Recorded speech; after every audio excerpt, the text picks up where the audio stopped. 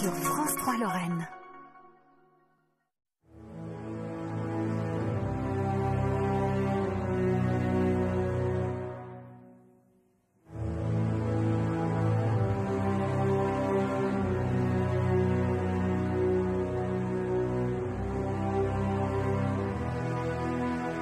C'est le premier que j'ai vu manier la relation publique. Il avait cet art de communiquer aussi bien vers le bas, vers ses subordonnés, que vers les supérieurs, et vers les politiques et les journalistes. Il trouvait toujours la formule qui faisait les titres, parce que les journalistes adoraient. Il leur donnait toujours l'occasion de faire un titre qui allait frapper l'opinion et le lecteur, et c'est comme ça qu'il est devenu populaire. Je pense qu'il appréciait beaucoup la capacité des médias à amplifier les actions qu'il engageait. C'est un beau type, hein, des grands yeux bleus, toujours souriant, très avenant. Et il se dégageait de sa personne une sorte de magnétisme fascinant. Son aura était telle, ses décorations étaient tellement importantes, ses faits de guerre étaient tellement importants qu'on lui passait tout. Et c'est lui qui choisissait d'emmener des journalistes en opération, bien sûr. C'était vraiment un chef. Un chef de guerre, il avait ça dans la peau. Il était tombé dedans quand il était petit. Et quand il prenait une décision, c'était toujours la bonne. Sauf pour l'ennemi, parce que lui, il en prenait toujours plein les yeux. C'était le von Karajan des troupes aéroportées. C'était un prince. Il avait gagné ce statut. Il avait volé personne. Il avait gagné il avait fait toutes les guerres de la France, mais lui, il aimait son pays.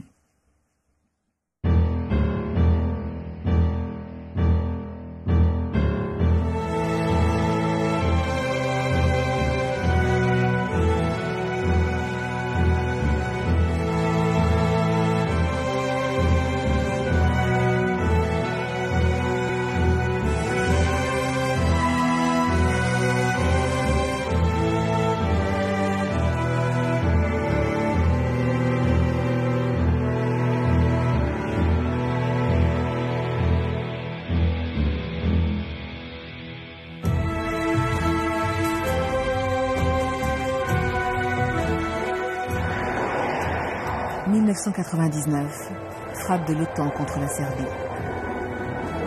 À Bruxelles, devant des centaines de journalistes du monde entier, le porte-parole de l'Alliance, Jay Michi, déverse plusieurs fois par jour un fleuve d'informations sur les exploits des forces armées et la situation sur le terrain. La guerre sera racontée par des journalistes qui, dans leur plus grande partie, ne quitteront pas les salles de conférences de presse. La stratégie de communication censée accompagner les journalistes a déjà été expérimentée pendant la première guerre du Golfe et fait suite aux erreurs de la guerre du Vietnam. La communication en temps de guerre devient une science. Pourtant, les Américains n'ont rien inventé. Ils ont adapté et théorisé ce que, instinctivement et avec un grand talent, avait utilisé en son temps un grand soldat français, Marcel Bijard. Entre les deux époques et les deux styles, les militaires ont disparu du premier plan. Ils sont devenus des chiffres. Seuls les politiques et les communicants ont des noms et des visages. Il fut une époque où les héros des premières pages n'étaient pas les porte-paroles ou les ministres de la Défense. Retour en arrière.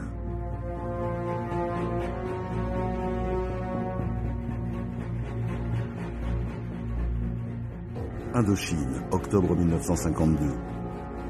Deux divisions Viet Minh, 12 000 hommes, déferlent sur le pays Thaï. Face à elles, le 6e bataillon des parachutistes coloniaux, largué en enfants perdus sur Tulé, petit village de Brousse, pour secourir la garnison de Nialo et stopper l'avancée des combattants Viet Minh. Son chef, le jeune commandant Bijard, connaît par cœur la haute région. Ainsi commence l'épopée que Jules Roy appelle, dans l'article qu'il publie dans la Revue de Paris, la retraite d'Émile. Le général de Linares, qui connaissait très bien les troupes, dit « Je prends un risque de mort pour ce bataillon. » On l'a lâché là-dedans pour faire le loup, quoi. Le bataillon s'installe et les 1000 paras creusent leurs trous en point d'appui sur les collines. 2e jour. patrouille accompagnée de quelques accrochages. Au crépuscule, le ciel s'illumine à l'est, de l'autre côté des montagnes, des signes d'une bataille. C'est Nialo qui fait feu de toutes ses armes dans les ténèbres. Malgré son héroïsme, le poste sera anéanti. Plus près, le poste de Jaoy, menacé lui aussi, reçoit l'ordre de se replier. 3 nuits sans sommeil, ponctuées d'accrochages avec l'ennemi. Le ciel est bouché, et l'aviation ne peut pas percer.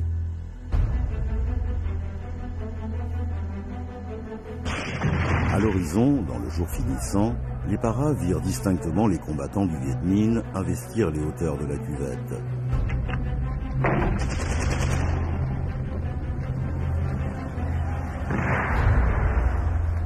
Bijar reçoit de Hanoï l'ordre d'évacuer Tulé en direction de la rivière Noire. Mais ses hommes sont épuisés. Beaucoup dorment dans leurs trous, écrasés, et la petite garnison de Jaoy est en marche vers Tulé. Il ne peut pas l'abandonner. Elle va arriver pendant la nuit et sera suivie des attaques incessantes du Viet Minh. Il fallait décrocher en hâte. Le bataillon prépare le repli, avec des blessés enveloppés dans leurs parachutes. La plus grande cime de cet homme est là, écrira Jules Roy. Il n'abandonne personne, et quand il fut certain que les Moranes ne viendraient pas se poser à Tulé, il ne laissa derrière lui que les morts sur les pitons fumants, après leur avoir rendu les honneurs.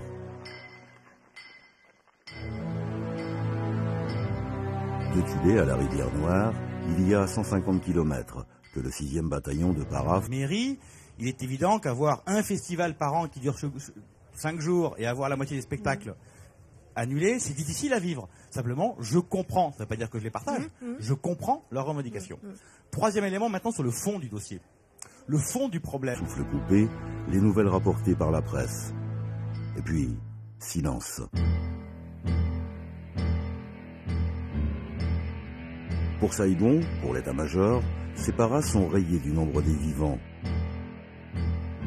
3 jours plus tard, les bérets rouges surgissent de la jungle, épuisés, en loques, portant leurs blessés. Ils doivent leur vie à leurs conditions physiques et au génie de leur commandant. D'un seul coup, le 6e bataillon des parachutistes coloniaux entre dans la légende.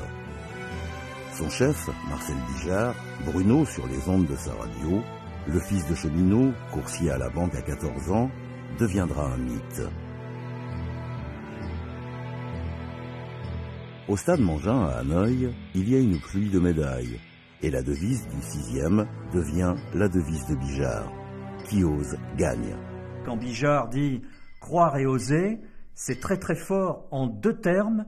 Croire et oser, il synthétise ce qui est à cette époque-là le sens de l'engagement militaire, le sens de l'engagement parachutiste. Alors que la France célèbre le 11 novembre, les parachutistes du 6e bataillon colonial reçoivent à Hanoï des mains de messieurs de Chevigné et Le Tourneau le témoignage d'un héroïsme digne de leurs aînés. Après la décoration du fanion de l'unité, le commandant Bijar reçoit la cravate de commandeur de la Légion d'honneur. Grâce à ces hommes et à leurs frères d'armes, l'armée franco-vietnamienne reprend l'initiative des opérations. C'est Camus et les types de Paris Match qui le photographient, ça fait une impression extraordinaire. Il est avec tous ses commandants de compagnie. Ils se tiennent comme ça, puisque Match tirait à 1 million d'exemplaires. Il y a plusieurs choses que le jeune commandant Bijar, qui a déjà un passé glorieux derrière lui, avec les corps francs, l'évasion des stalags allemands, la résistance et ses 3 séjours en Indochine, comprend à ce moment-là. D'abord, la force des médias. Ensuite, la force de l'image et la force des paroles. Son sens de la formule se révèle et sera un des piliers de sa communication, avec la première, qui est révélatrice. Bien faire et le faire savoir. Ça a bien sûr joué, ce sens de la formule, ce bon sens du petit gars qui part de rien, et qui devient quelque chose à travers l'engagement militaire, la résistance, les combats de l'Indochine puis de l'Algérie, mais ce bon sens qui se traduit par des formules que tout le monde comprend instantanément, ça n'a de valeur que si ces formules sont soutenues par une réalité.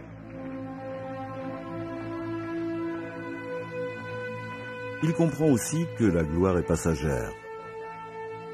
Dans son ordre de bataillon, il écrira « Il faut durer », car il nous reste 21 mois pour maintenir et défendre une réputation trop rapidement acquise.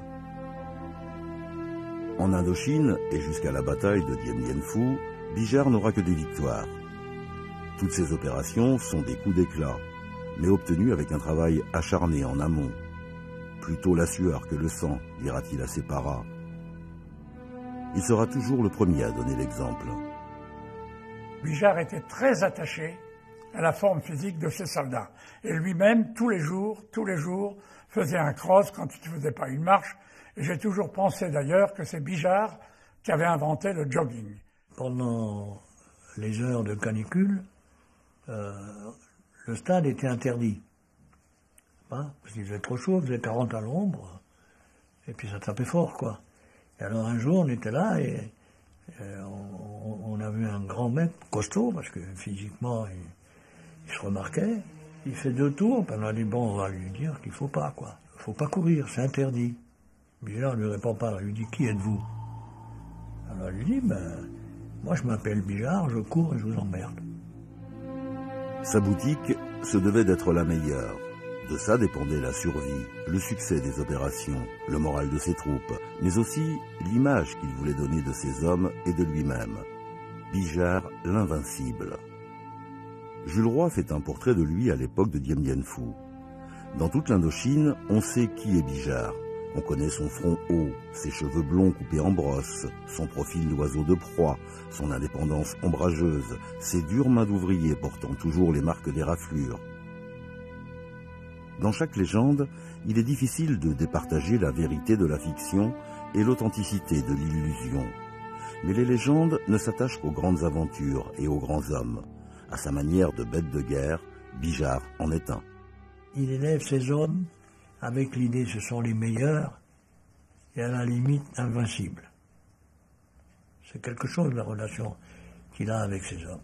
C'était des gens à part. C'était pas des soldats comme les autres. Ils étaient très fiers, d'abord. Il y avait une fierté. Il y avait une fierté à travers la tenue camouflée. Je crois qu'ils étaient très fiers d'avoir un chef comme Bijard. Ça, c'était pour eux, c'était essentiel. Ils n'en voulaient pas d'autres. Hein. Et en leur redonnant de la fierté, il les rendait meilleurs sur le terrain. Un journaliste américain qui lui rend visite raconte, quelques années plus tard, le 6e était une unité d'élite commandée par un officier légendaire, le commandant Marcel Bijard. C'était un homme qui était très rustique, puis-je m'employer le mot, je ne sais pas s'il est adapté. On était simple, hein. Il écrasait ses cigarettes dans la pipe, il mangeait, grignotait un pain de guerre comme tout le monde. Bijard se met à fréquenter, entre 2 opérations, le camp de presse d'Hanoï, installé en son temps par le général de Lattre. Il y a ici des grands, des journalistes français, Lartegui, Baudard, Brigitte Friand, et étrangers, américains surtout. Ils seront tous fascinés par ce chef de guerre. Il avait, à cette époque-là, toute une génération de grands reporters écrits, reporters photos, qui étaient le haut du panier de la profession. Hein, les Baudard et Lartegui et tous les autres qui ont fait aussi, qui sont à l'origine de la légende Bijard. Aujourd'hui, on les cherche un peu. Et vous savez, les journalistes, les reporters de guerre, quand ils vont sur un théâtre, qu'est-ce qu'ils cherchent? Ils cherchent des histoires à raconter. Et les histoires, si on leur en donne, c'est parfait. Si on ne leur en donne pas, ils vont voir ailleurs. Si le nom de Bijard n'était plus inconnu du grand public, la légende s'installe avec une des plus tragiques batailles de l'armée française au XXe siècle, Dien Bien Phu. Petit village qui coupe la route vers le Laos, Dien Bien Phu devient le point stratégique, choisi par l'état-major dans un étonnant aveuglement. Entouré de montagnes, les Viettes ne pourront pas monter l'artillerie lourde. Complètement faux. Avec les enseignements tirés après sa défaite à Nassan et ses troupes bien entraînées, équipées à l'aide de la Chine et de l'Union soviétique, Giap décide d'attaquer. Les soldats français se retrouvent piégés dans la cuvette. L'histoire des 56 jours de Dien Bien Phu est écrite avec le sang. Une histoire de courage démesuré, de sacrifice et d'abnégation. On peut suivre pas à pas la terrible bataille dans les pages des journaux de Paris. Je ne dis pas que Dien Bien Phu c'était Verdun, c'était en tous les cas le Verdun de la bataille d'Indochine. L'ennui, c'est que notre vie, notre survie, ne tenait que par le terrain d'aviation. Le terrain d'aviation, c'était le poumon de Dien Bien Phu. C'était la voie sacrée, qui était aérienne, bien sûr. Et dans la mesure où le terrain d'aviation n'était plus praticable, la bataille de Dien Bien Phu était perdue. L'affaire est mal engagée quand le commandement décide d'envoyer le bataillon Bijard. Bijard nous a dit demain on saute à Dien Bien Phu. J'ai rassemblé ma section, je leur ai dit les enfants, demain on saute sur Dien Bien Phu. Je sais comment on va y aller, mais à vous, je ne peux pas cacher la vérité. Je ne vois pas comment on va revenir. Ça, je l'ai dit. J'ai pas eu un déserteur. J'ai pas eu un gars camoli. Même Cogny l'avait dit au général Bijard, que tu vas trouver un sacré. Vous voyez ce que je veux dire, quoi. Et c'était le cas. Quand nous sommes arrivés à Dien Bien Phu le 13 mars, le moral était dans les chaussettes. Sauf que la rumeur a circulé dans le camp tranché en disant Bijard est là. Les gars, ils croyaient au Père Noël. La presse fait état de cet espoir renaissant à l'arrivée de Bijard. Mais c'est peut-être à cette époque que la réflexion, quand Bijard arrive, c'est que ça va mal, a été faite pour la première fois. Ce qui est frappant, c'est de voir que quand on fait des recherches sur la bataille, on trouve énormément de photos du 6e BPC de Bijard. À croire qu'un certain nombre d'autres unités très prestigieuses qui sont dans la bataille n'existent pas ou très très peu. C'est deux hommes qui ont tenu la bataille de Dien Bien Phu.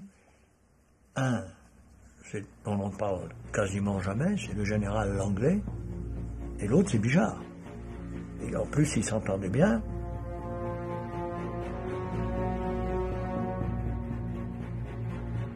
Le 6e bataillon parachutiste, parti il y a 2 ans de Saint-Brieuc, sera dissous par disparition au combat. Comme tant d'autres en ce printemps 54, sous le ciel bas de Dien Bien Phu. Une moyenne de 4 à 5 obus sur eux, toutes les 10 minutes. 2 mois. Vous imaginez ce que ça représente? Il y en a tellement qui sont morts héroïquement dans des conditions de... Moi, comme je dis, j'étais peut-être 10 ou 20 mètres ou 30 mètres en arrière par rapport à eux. Ces 30 mètres-là, vous savez, c'était plus difficile à vivre que sur ce que j'ai vécu, quoi. Bijard avait demandé à des renforts de parachutistes, comme il n'y avait personne, c'était les blessés qui sont partis. Et je me rappelle encore, dans ces tranchées qui serpentaient, des espèces de cloportes avec leurs bras en écharpe, leurs yeux bornes, leurs mains coupées, leurs bras coupés, qui montaient, qui allaient vers le bataillon de Bijard pour le renforcer.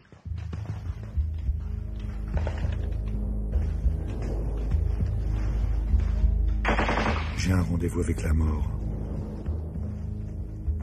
Quand le printemps ramène les beaux jours bleus, il se peut qu'elle prenne ma main et me conduise dans son pays ténébreux, et ferme mes yeux et éteigne mon souffle.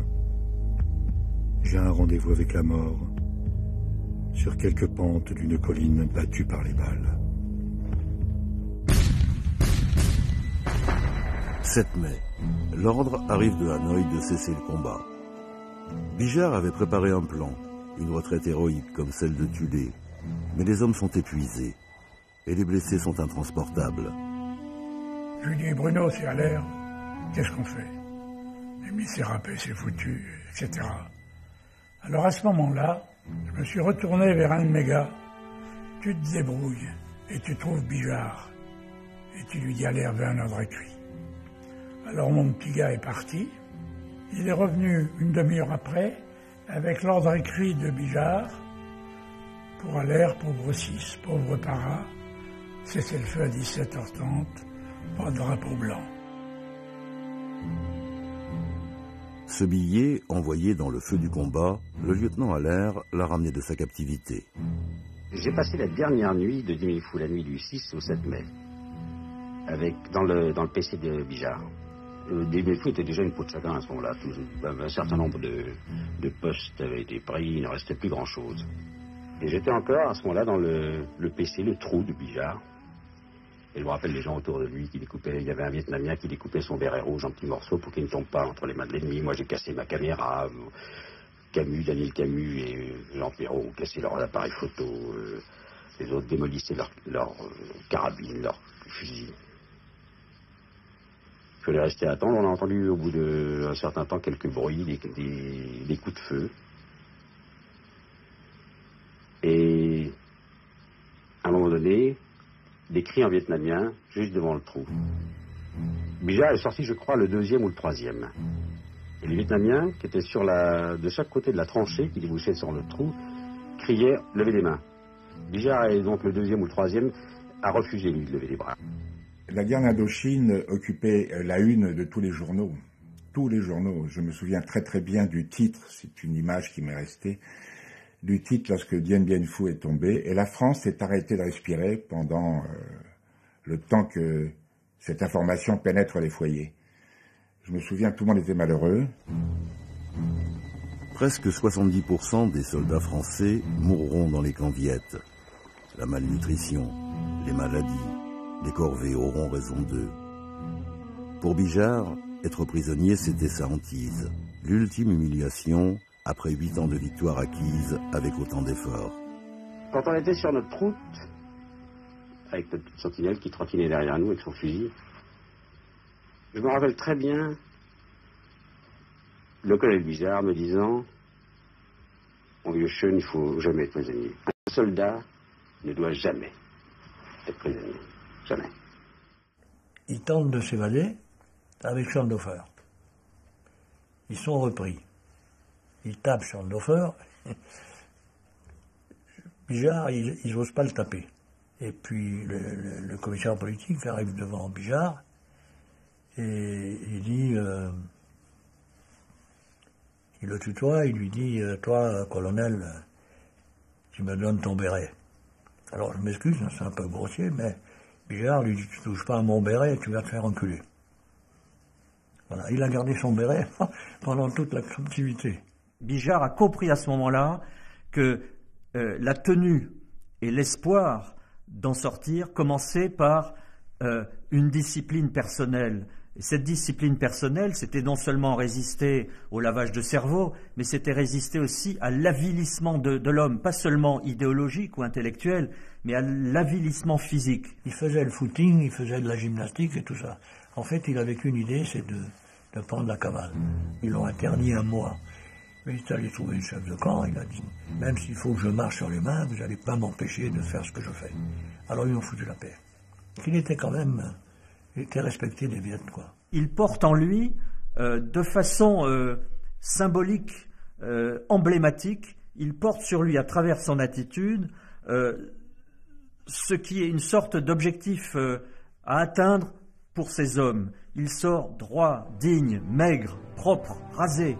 Ça, c'est frappant. Et cette image du Bijard sortant des camps, évidemment éprouvé, mais digne et présentable, aura fait aussi beaucoup pour sa légende et pour la saga Bijard, notamment après en Algérie. Je me souviens très bien que Paris Match avait fait la couverture du retour des prisonniers, qui avait été terriblement diminué par leur geôlier, par Diap, par le général Diap, qui avait gagné sa guerre, mais qui avait traité les prisonniers d'une façon indigne. Et ça, c'est Bijard qui me l'a dit, face à face dans son bureau à Toul.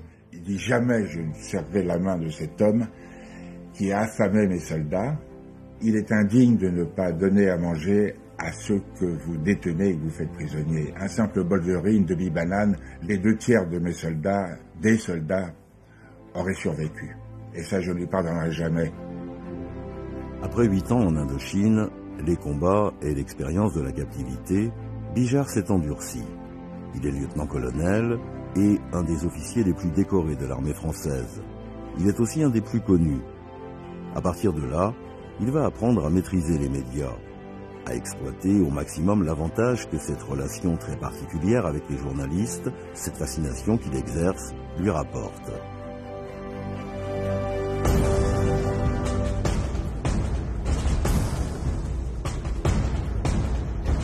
C'est en Algérie qu'il va atteindre le summum de son art militaire et de sa popularité. Mais c'est la période qu'il va le moins aimer. C'est un autre type de guerre, la guérilla, le terrorisme, les tâches policières, des trahisons à tous les échelons, même au plus haut. En 1955, après quelques mois passés à s'ennuyer dans les cabinets de Paris, il va arracher à sa hiérarchie le commandement du 3e RPC, en constitution en Algérie, que d'autres, plus anciens et plus diplômés, auraient voulu. Bijard dérange. Il trouve une troupe qui se tient mal. Il change tout ça en 2 semaines. En 15 jours, on a vu des choses tout changer. Je vous dis 15 jours, tout, du jour au lendemain, tout changé. Premièrement, allez chez le maître tailleur. Il y avait une bonne femme qui vous prenait des mesures, vous viendrez ce soir. Et le soir, vous aviez une tenue bariolée. Et la casquette. Il ne fallait plus entendre parler de calot, ni de casque lourd, rien. Faut me raser ça, hein. Et moi, j'ai entendu dire à un gars qui n'était pas rasé, « Hey, je veux des beaux morts ». Bijard, par la forme, savait qu'il fallait donner des codes immédiatement compréhensibles à l'ensemble des armées, mais aussi à l'ensemble de l'opinion publique. Et sur les photos, un homme, un soldat, en tenue retaillée avec une casquette Bijard, instantanément, on ne savait pas toujours s'il appartenait au bataillon Bijard, mais on savait qu'il était dans les bons, dans les meilleurs des soldats de notre armée française. L'esthétique militaire est importante, dira-t-il à Marc Flamand, son photographe depuis l'Indochine, qu'il a fait venir en priorité, avec son secrétaire opérationnel, Martial Chevalier, et son dessinateur. On vous regarde. À partir d'aujourd'hui, je veux que tous les hommes soient beaux. Mais au-delà de l'aspect extérieur, c'est en profondeur que Bijard va changer son régiment. Il s'installe dans le Djebel. Il vit comme ses paras. Ils dorment par terre. Ils font des marches commando à n'en plus finir. Quand il trouvait rien, un jour, il disait bon les gars, on va balancer. Alors, balancer, ça voulait dire qu'on allait se taper toute la nuit à marcher. On recevait les ordres à 5 heures le soir pour être en place au lever du jour. Le lendemain, on était déjà en retard. Il y avait des bonds fantastiques de 50 km dans la nuit à travers Djebel et les champs, quoi. Il était très difficile à commander. On pouvait le commander, mais de loin. Il fallait pas être trop près de lui, parce que il avait toujours l'impression d'être commandé par des gens qui n'avaient pas son niveau. Il n'avait pas toujours tort, d'ailleurs. Il choisit les meilleurs, qu'il transforme en véritables guerriers, toujours prêts, toujours en forme, souples, félins, manœuvriers. Une discipline de fer est instaurée et son ordre du jour sur le comportement du 3e RPC en opération est sans équivoque. Cette correspondance, à l'attention de ses paras, est réunie dans un dossier « Ambiance au 3e régiment de parachutistes coloniaux ». Ce sont des archives exceptionnelles qui, au-delà des rumeurs et des ragots, témoignent des méthodes de Bijard et des ordres qu'il a pu donner. Il avait horreur des permissionnaires, horreur des stagiaires, il n'aimait pas trop les malades, les blessés, eh bien, comme ça, c'était son souci, et toujours avec la préoccupation majeure, économiser ses gens. Il avait horreur des pertes. Horreur des pertes. Son premier coup d'éclat en Algérie, au printemps 1956, marque aussi une innovation majeure dans la conduite de la guerre.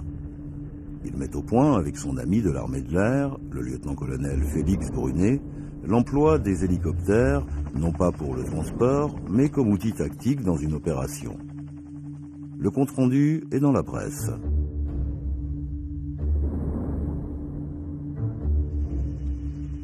Il installe cette nouvelle technique que le général Beaufre vient voir dans le PC de Bruno, accompagné des journalistes qui restent pendant de longues heures à ses côtés, à le voir jongler avec toutes ces unités qui marchent, qui suent.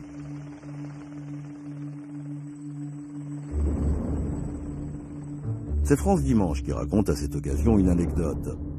L'autre jour, on a défilé à Beaune. La foule en délire se pressait sur le rebord du trottoir. Le service d'ordre était débordé quand tout à coup, on a entendu un cri déchirant.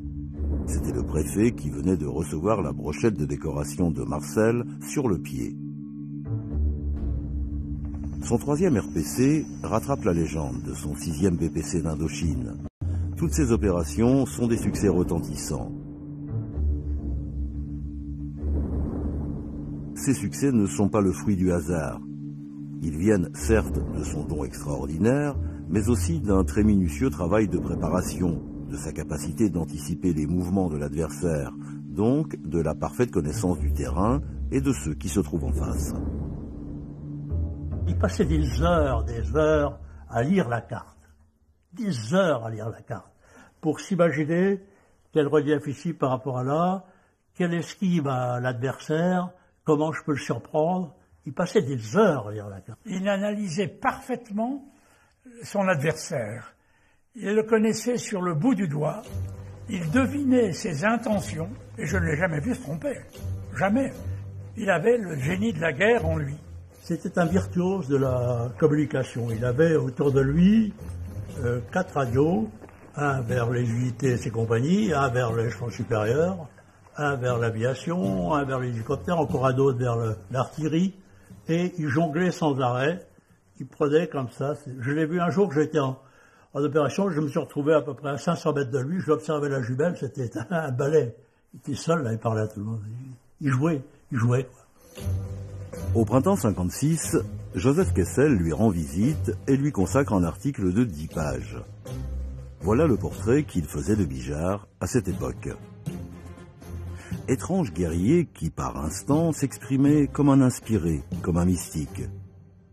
Étrange chef d'une troupe de choc, aiguisé par lui-même jusqu'à la pointe la plus effilée, la plus meurtrière, chez qui je n'ai jamais entendu un mot de mépris ou de haine pour ses adversaires, ceux du Viet Minh ou ceux d'Algérie. C'était de l'armée que parlait surtout Bijard, et de son pays. Et à ces deux entités, il soumettait son ardeur, son courage, sa détresse et sa foi. « Je hais les tueurs, dit Bijard. Les tueurs par profession, par goût, les durs des durs, ils ne sont pas réellement braves. Dans les vrais coups durs, le dur de dur ne tient pas. Le courage, ce n'est pas de frapper, dit-il. De toute manière, pour moi, la question est résolue. Je vais en opération sans armes. Quoi? Pas même un revolver? Rien. Mais pourquoi? J'aime mieux, j'ai l'esprit plus libre. Vous savez, Mermoz, votre héros, détestait la guerre. Bijard me considéra de son regard bleu, sourd, magnétique.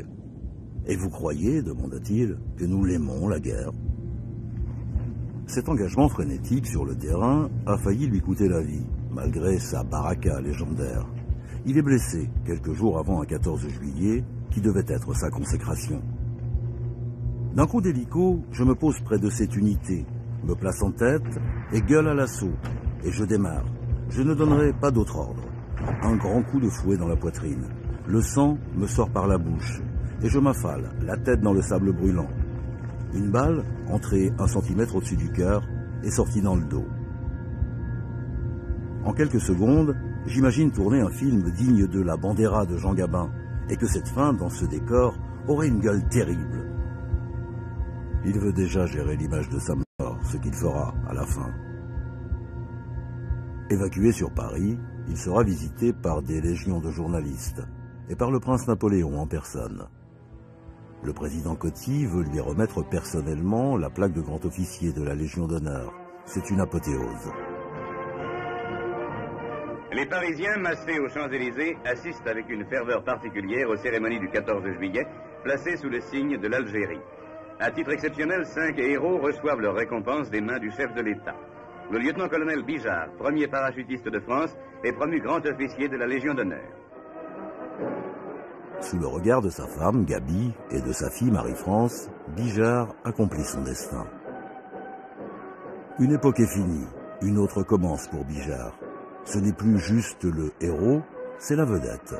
Et ce que jusque-là, il avait juste accepté, être le favori des médias, il va apprendre à le gérer. Il a compris, lui, que bien faire et le faire savoir, la première partie, c'est bien faire, sûrement.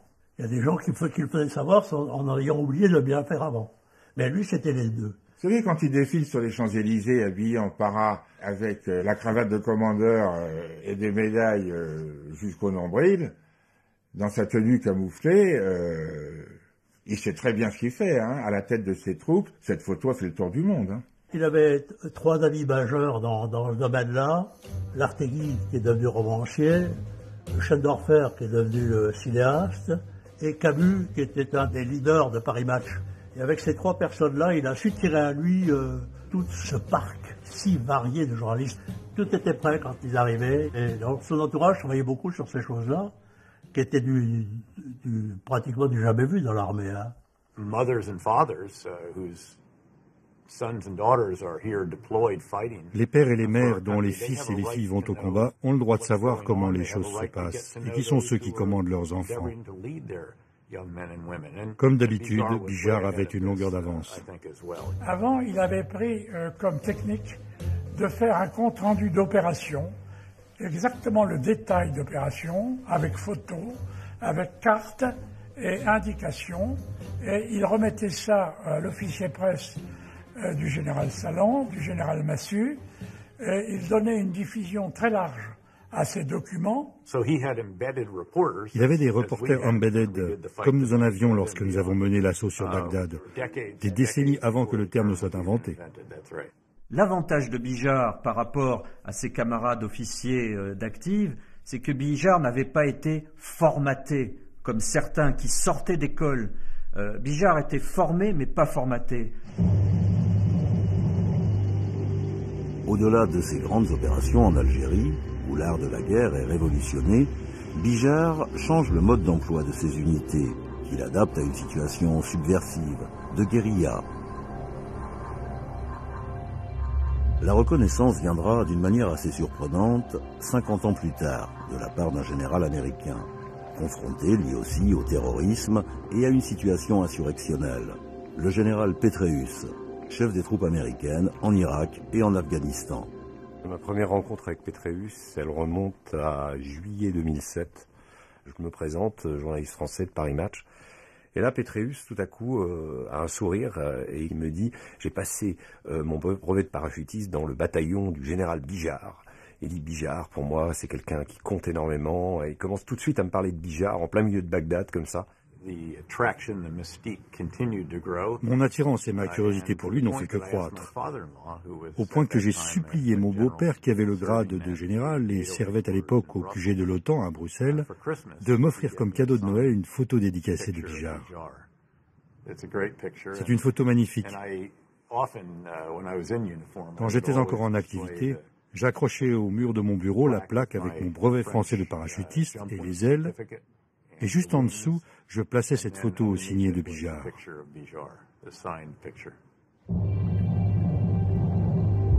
Ce que Petraeus admire par-dessus tout chez Bijard, c'est sa capacité de s'adapter à une situation particulière et d'obtenir des résultats spectaculaires. Non pas avec des grands moyens et des grandes manœuvres, mais avec des petits groupes souples et efficaces.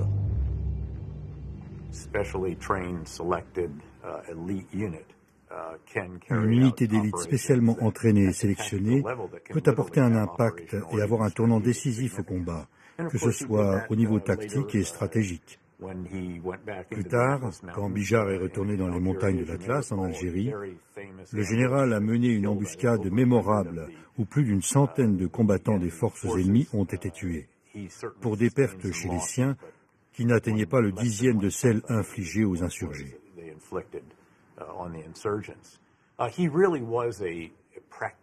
Il était vraiment un tacticien qui étudiait de manière très professionnelle et qui travaillait dur pour maîtriser les concepts et les principes de contre-insurrection, en particulier les aspects tactiques et leurs techniques.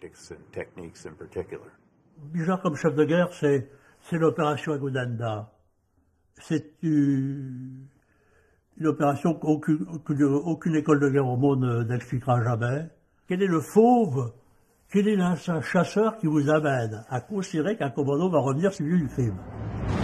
Le printemps 57, dans la région de Médéa, des combattants de l'ALN tentent une embuscade à une compagnie du 5e bataillon de tirailleurs algériens.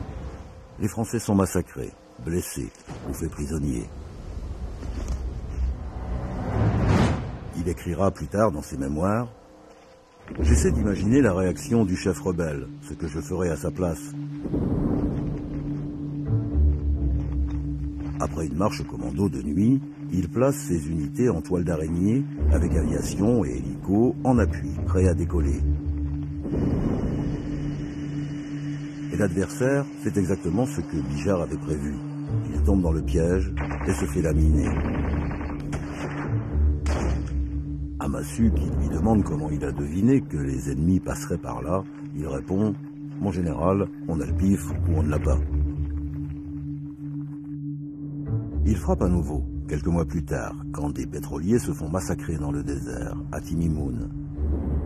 Et la presse s'en donne à cœur joie. Les paras paient le prix fort devant leurs adversaires, et certains restent sur la piste. Le sergent-chef Santenac, compagnon depuis l'Indochine, un des rares à avoir réussi son évasion après Dien Bien Phu, cette fois blessé, y trouvera la mort. Les clichés pris par Flamand surprennent ce moment qui marquera profondément Bijard. On y était avec le caporal-chef du bout qui était l'infirmier. De d'un côté, il me dit « Martial, tu sais, il faudrait bien prévenir Bruno. C'est Santenac, c'est grave. » Jusqu'à la fin de sa vie, une de ses photos se retrouvera accrochée dans son bureau. Elle raconte aux passants toute l'histoire que Bijard lui-même a traversée. Indochine, Algérie, les blessures, ses camarades disparus en terre lointaine. Contrairement à des idées reçues, le 3e RPC, convoqué pour la bataille d'Alger par le général Massu, à côté d'autres régiments paras, ne reste là qu'un peu moins de 3 mois, de fin janvier à début avril 57. Bijard y va à contre-cœur, et la suite lui donnera raison. Il s'est toujours défendu d'avoir utilisé la torture, et lui-même, très probablement, ne l'a pas ordonné.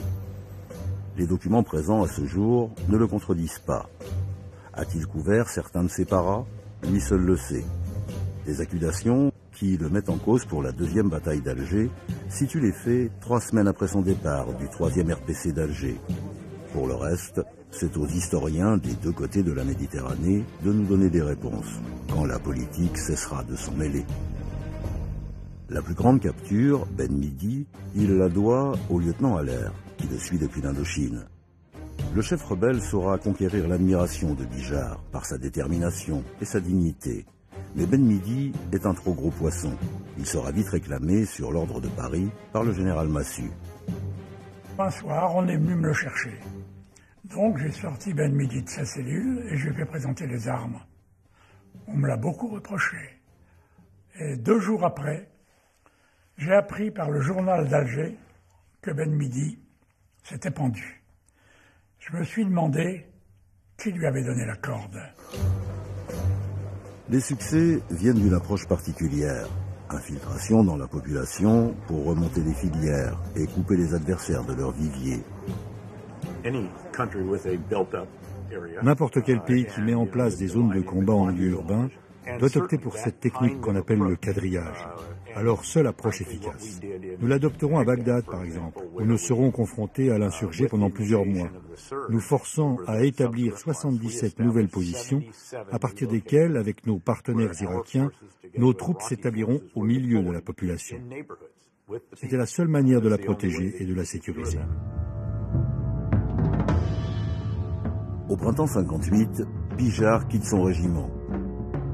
Le départ est traité par la presse comme un moment historique. Bijard écrit pour la dernière fois à ses paras. « Je vous quitte, la vie est ainsi faite. Inutile d'épiloguer. Vous savez la place que vous occupez dans mon âme et dans mon cœur. Vous étiez ma vie, ma joie, mes espoirs. Tournons la page. Je n'entendrai plus vos chants au lever du jour. Je ne vous verrai plus défiler, conscient de votre bonne chance. Que Dieu vous aide et vous garde. » On lui confie la création d'un centre d'entraînement à la guerre subversive à Philippeville, qui sera appelé par les journalistes Bijardville. Mais 3 mois plus tard, son non-conformisme à l'égard de la hiérarchie, qu'il critique ouvertement, finit par lui jouer un tour, surtout que ses propos sont, bien évidemment, rapportés dans la presse. Il refuse de se rétracter, de mettre en défaut son ami journaliste, Jean Lartegui. Et le voilà muté. Son départ fait à nouveau les gros titres, surtout que Bijard avait pris la défense des journalistes. Je reste leur débiteur, car malgré les difficultés qu'ils ont pu me créer, ce sont finalement eux qui m'auront porté au sommet. Il passe l'année 59 à Saïda, comme commandant du secteur. Un vrai piège. Quand Bijard est arrivé, il l'a dit lui-même, on m'a foutu dans un truc pourri. Si à la mairie se passait quelque chose, il fallait que je sois au courant. Faire les photos. S'il se passait quelque chose à la préfecture, il fallait savoir. C'était affiché dans cette pièce qui se situait au milieu de la rue principale de Saïda. Il ne se trompe pas quand il recrute des anciens félagas qui acceptent la paix des braves proposée par De Gaulle pour créer le commando Georges. Ils seront des plus fidèles. Et spontanément, on a vu des anciens félagas en tenue bariolée, armés, et qui montaient leur tente. Et ça sentait que les gars donnaient 15 nœuds. S'il arrive à redresser la situation, il sent que la politique ne suit pas. La visite de De Gaulle en août 59 le laisse perplexe. Il ne comprend pas que d'un côté on demande aux militaires de gagner la guerre et que de l'autre on prépare l'abandon de l'Algérie. Vous avez à liquider la force rebelle qui voudrait chasser la France de l'Algérie et y instaurer sa dictature de terreur, de misère et de stérilité. Ça sera l'adieu de Bijard à l'Algérie.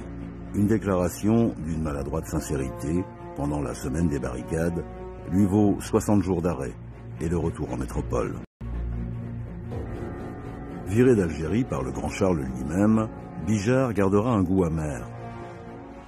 Mais sans le vouloir peut-être, De Gaulle lui a fait un cadeau, car il n'a pas été obligé de faire ce qui, pour lui, aurait été le choix entre l'honneur et la loyauté pendant le putsch, comme ses camarades. Ça lui permettra beaucoup plus tard, et après une carrière militaire finie en beauté comme général 4 étoiles, de s'essayer lui-même dans l'ère raréfiée de la haute politique. Encore une fois, quand Bijard arrive, c'est que ça va mal. Car l'armée grogne en cette année 75, et le président Valéry Giscard d'Estaing compte sur lui pour remonter le moral des troupes. Nommé secrétaire d'État à la Défense, Bijard fait du Bijard. Il arrive, remplit la mission et il s'en va, sans oublier au passage de mettre son cabinet au jogging. J'ai choisi parce qu'il correspondait aux besoins du moment. Et donc j'avais décoré Bijard. J'avais vu son regard, son attitude, voilà, j'étais heureux de mon choix. Il a été un très bon communicateur dans le milieu militaire, ce qui est très rare. Un chef militaire qui savait trouver le lien direct avec l'opinion militaire et même l'opinion publique. Je respectais Bijard, je le respecte encore. Donc c'est un homme chaleureux, très loyal, extraordinairement courageux. Quand on regarde sa vie militaire, elle était absolument invraisemblable. Il combattra aussi pendant 10 ans sur les bancs de l'Assemblée nationale et comme président de la commission défense, où ses coups de gueule feront, comme d'habitude, la une des journaux. Il invite ni plus ni moins Arlette Laguillet à épouser un de ses paras, pour la calmer un peu. Et puis, il se retirera dans sa Lorraine, à Toul, d'où il était parti 50 ans auparavant défendre la France, sur la ligne Maginot. Les journalistes continuent à le chercher pour les anniversaires, celui de la chute de Dien Bien Phu par exemple. Jusqu'à ces derniers jours, il y a un pèlerinage continu chez lui. Des anciens, des jeunes paras qui se revendiquent de son héritage, des admirateurs. Il passe son temps à répondre aux dizaines de lettres qu'il reçoit chaque jour, dont une du général Pétréus, qui 54 ans après la chute de Dien Bien Phu, lui dit « Je pense à vous ». Il tirera sa révérence un jour qu'il ne pouvait pas mieux choisir, un 18 juin, à 94 ans.